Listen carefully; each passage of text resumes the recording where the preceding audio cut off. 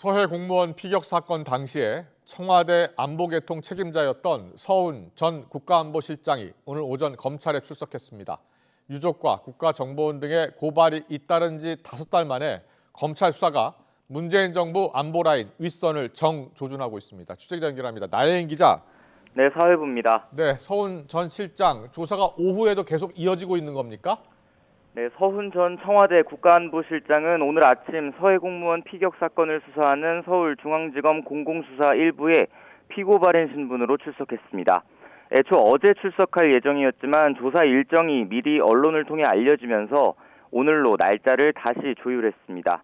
서 전 실장은 비공개로 출석해서 취재진 앞에 모습을 드러내진 않았습니다. 문재인 정부 청와대 안보개통 책임자였던 서 전 실장이 검찰에 출석한 건 지난 6월 고 이대준 씨 유족의 고발로 수사가 시작된 지 5달 만입니다. 검찰은 서 전 실장을 상대로 재작년 고인이 북한군에 피살됐을 때 월북 결론이 난 경위와 관계기관에 이와 배치되는 기밀 등을 삭제하도록 지시했는지를 집중적으로 추궁할 것으로 보입니다. 검찰은 사건 이튿날 청와대 안보실 주도로 열린 관계장관 회의에서 고인의 잦은 월북 결론이 정해졌고 이후 이와 맞지 않는 정보는 없애도록 정부 기관에 지시가 내려갔다고 의심하고 있습니다.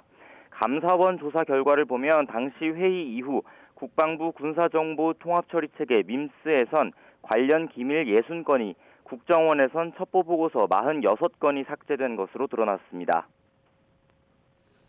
네, 서훈 전 안보실장 혐의를 전면 부인하고 있다고요?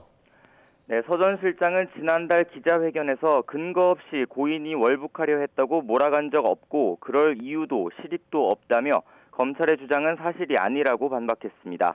오늘 조사에서도 당시 월북 결론을 내는 과정에 위법은 없었고 정부 기관에 부당하게 자료를 없애라고 지시한 적도 없었다는 입장을 강조할 것으로 보입니다.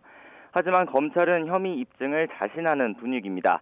앞서 관련 기밀 삭제를 지시한 혐의로 서욱 전 국방부 장관을 구속할 때도 영장에 서 전 실장과 서주석 전 안보실 1차장을 공범으로 적시한 것으로 알려졌습니다. 검찰은 서 전 실장 조사를 앞두고 지난주 서주석 전 차장을 사흘 연속 불러 조사했고 당시 합동참모본부에서 정보 업무를 맡았던 육군 소장도 불러서 혐의 보강에 주력했습니다. 서 전 실장 조사를 계기로 역시 관련 첩보 삭제 지시 의혹을 받는 박지원 전 국정원장의 소환도 임박했다는 관측이 나옵니다. 지금까지 사회부에서 전해드렸습니다.